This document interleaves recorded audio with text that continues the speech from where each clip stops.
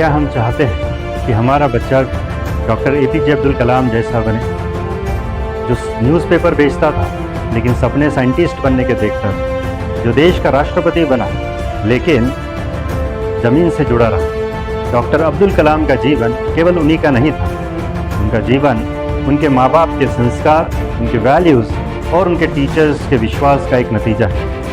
1931 में एक साधारण मुस्लिम धार्मिक परिवार में उनका जन्म होता है। उनके पिताजी जैनुलुब्दीन थे साधारण, लेकिन उनकी सोच बहुत ऊंची थी। उनकी माँ आशिया माँ एक घरेलू माँ थी, लेकिन उन्होंने डॉक्टर कलाम का जीवन ममता से भर दिया। उनके घरों में पैसों की कमी थी, लेकिन सपनों की कमी नहीं। डॉक्टर कलाम का जीवन हर एक के लिए एक इंस्पिरेशन है। लेकिन क्या हमने कभी सोचा है कि इतना बड़ा ग्रेट इंसान बनने के पीछे कितना बड़ा पेरेंटिंग का रोल होता है? तो आज के हम इस वीडियो में हम जानेंगे कि पेरेंटिंग के वो पावरफुल लेसन्स जो हम डॉक्टर कलाम के जीवन से सीख सकते हैं। हमारा उद्देश्य केवल बच्चे को सक्सेसफुल बनाना नहीं है, हमारा उद्देश्य वो एक अच्छा इंसान भी बने। तो आइए हम लोग इस पेरेंटिंग के टिप्स देखते हैं डॉक्टर कलाम से।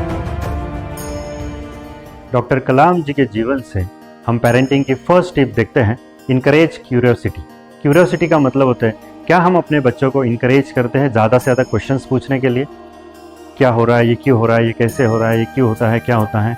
डॉक्टर कलाम अपने जीवन के अपने बुक में बताते हैं विंग्स ऑफ फायर में कि वो बचपन में बहुत क्वेश्चंस पूछते थे और उनके पिताजी कभी डिस्करेज नहीं करते थे उनके क्वेश्चंस को। हर क्वेश्चंस को सिंपल भाषा में उत्तर देने का प्रयास करते थे। ये जो क्वेश्चंस पूछने की आदत होती है और पिताजी जब उसके उत्तर देते हैं तो ये जो प्रोसेस होती है लाइफ लॉन्ग लर्निंग की प्रोसेस क्रिएट करता है और बच्चों के साथ में पिताजी और माता का बहुत एक अच्छा बॉन्डिंग तैयार होता है। इसीलिए हमें बच्चों को हमेशा इंकरेज करना चाहिए वो ज़्यादा से ज़्यादा क्वेश्चंस को पूछें। सेकेंड टिप हम देखते हैं, टीच वैल्यूज़ बाय एग्जाम्पल। बच्चे वो नहीं करते जो हम उन्हें कहते हैं, बच्चे वो करते हैं जो वो हमें करते हुए देखते हैं, राइट। तो जब भी हमें बच्चों को कोई अच्छी आदतें सिखानी होती हैं, कुछ भी सिखाना होता है, तो उसे हमें करते हुए बच्चों ने हमें देखना चाहिए, राइट। जैसे यदि हम चाहते हैं कि बच्चों को मोबाइल कम करना है, तो क्या हमें अपना इंट्रोस्पेक्शन, अपना आत्मचिंतन करना है कि क्या हम ज़्यादा मोबाइल यूज़ करते हैं, राइट। बच्चों को यदि हमें और भी कोई चीज़ें सिखानी होती हैं तो हमें वो अपने एग्जाम्पल से सिखानी होती है।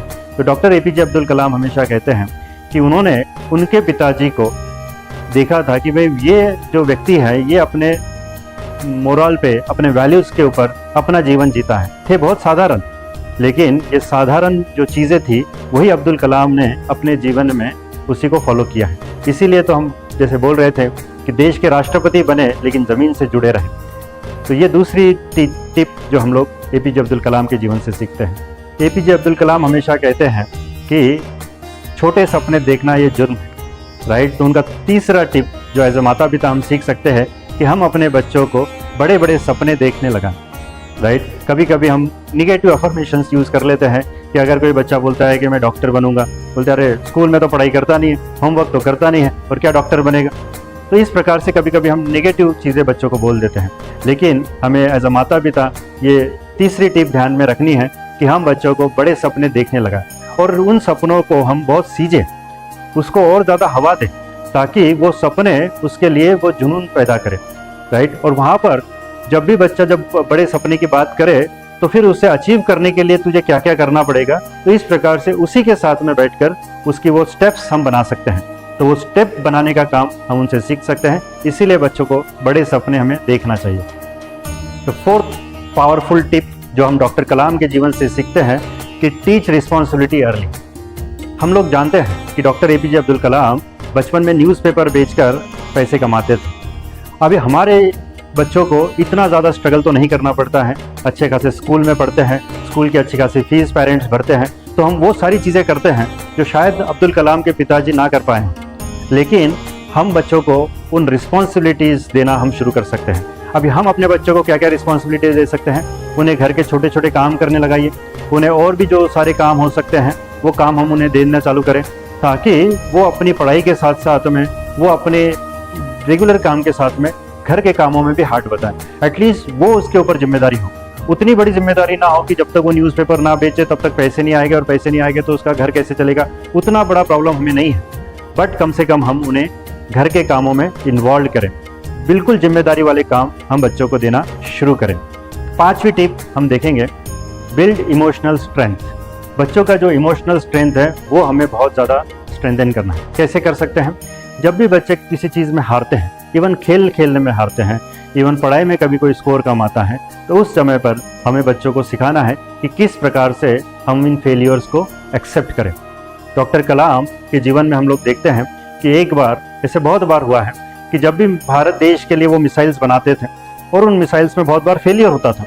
अब वो जो फेलियर होता था वो केवल ऐसा नहीं कि उनकी केवल टीम को पता चलता था, पूरे देश को पता चलता था कि इनका जो मिसाइल है वो फेल हुआ है। एक बार तो अमूल वालों ने उनके ऊपर मजाक बना दिया कि इनके जो मिसाइल के अंदर जब तक अमूल का बटर नहीं भरेंगे तब तक ये नहीं उड़ेगा, राइट, क्योंकि पूरा देश देखता था।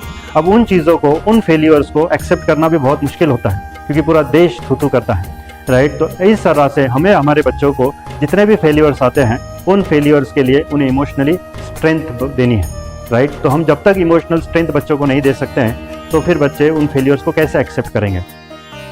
छठा टेक्निक हम लोग देखते हैं, अभी फेलियर हमने देखा, अभी सक्सेस भी उतना ही इंपॉर्टेंट होता है, राइट, कि बच्चों को वो जो सक्सेस है उसे भी डाइजेस्ट करते आना चाहिए। तो यदि हम देखते हैं कि हमारे बच्चे स्कोर में अच्छा ला रहा है या कहीं बहुत सक्सेसफुल है, तो उसे ये आना चाहिए कि भाई जो अनसक्सेसफुल हुआ है, जो फेल हुआ है, उसके हिसाब में भी उसके अंदर एक इमोशंस रहे कि भाई आप फेल हुए हैं, मैं सक्सेसफुल हुआ। तो वो जो एक मतलब कहानी के लिए है कि सक्सेस सर में नहीं जाना चाहिए और फेलियर उसके दिल में नहीं जाना चाहिए, तो वो सक्सेसफुल हो सकता है। तो हमें बच्चों को अपने सक्सेस को भी डाइजेस्ट करना हमें सिखाना चाहिए। अगला टेक्निक हमने डॉक्टर कलाम जी के जीवन से सीखते हैं, the importance of a growth mindset. ये ग्रोथ माइंडसेट हमारे लिए बहुत इंपॉर्टेंट है। यदि हम अब्दुल कलाम के जीवन को अगर थोड़ा फास्ट फॉरवर्ड में भी देखते हैं तो किस प्रकार से उनका जीवन था। एक समय ऐसे आया था कि उनके बहन ने अपने गहने को गिरवी रखकर उनके लिए पैसे की अरेंजमेंट की थी ताकि वो अच्छे जगह पर पढ़ सकते हैं। बट वहाँ पर पढ़ते पढ़ते उनके कोई तो प्रोजेक्ट्स ठीक से हो नहीं रहे थे, तो उनको बताया गया कि भाई अगर आप ठीक से नहीं करोगे तो आपका स्कॉलरशिप रोक दिया जाएगा। तो वो जो उस समय ऐसे ऐसे इंसिडेंट्स उनके लाइफ में बहुत बार हुए। जब वो DRDO के डायरेक्टर बने और वो चाहते थे कि भाई गवर्नमेंट से हमें फंडिंग मिले ताकि हम अच्छे अच्छे मिसाइल्स बनाए गए, तो उस समय के प्राइम मिनिस्टर ने कहा कि हम इतने ज़्यादा आपको फंड नहीं दे सकते हैं। तो उस पर तो आप देख सकते हैं कि उनके लाइफ में यदि देखा जाए तो ऐसे बहुत सारे इंसिडेंट्स आए थे जो बिल्कुल किसी को खींच सकते हैं, नीचे दबा सकते हैं, लेकिन उन्होंने हमेशा देखा कि हमेशा ग्रोथ माइंडसेट की बात की। जितना फैसिलिटीज़ दिए गए, जितनी चीज़ें दी गई, आपने देखा होगा वो एक फ़ोटो बहुत ज़्यादा होता है कि मिसाइल्स को ये लोग साइकिल पे लेकर कैरी करते थे, राइट। तो वो वही का था क्योंकि फंडिंग का इतना प्रॉब्लम था, लेकिन माइंडसेट उसके ऊपर नहीं था कि हमारे ऊपर फंड कम है, माइंडसेट था कि मुझे ग्रोथ करनी है, राइट। तो यही माइंडसेट हम अपने बच्चों को सिखा सकते हैं इनके जीवन से। द नेक्स्ट टिप जो एक पावरफुल है, power of reading and gaining the knowledge. APJ Abdul Kalam ने अपने जीवन में सबसे महत्व दिया था पढ़ने के लिए, राइट। और इन चीज़ों को हमें भी अपने बच्चों के अंदर डालना है कि उन्हें किसी तरीके से रीडिंग हैबिट को डेवलप हो।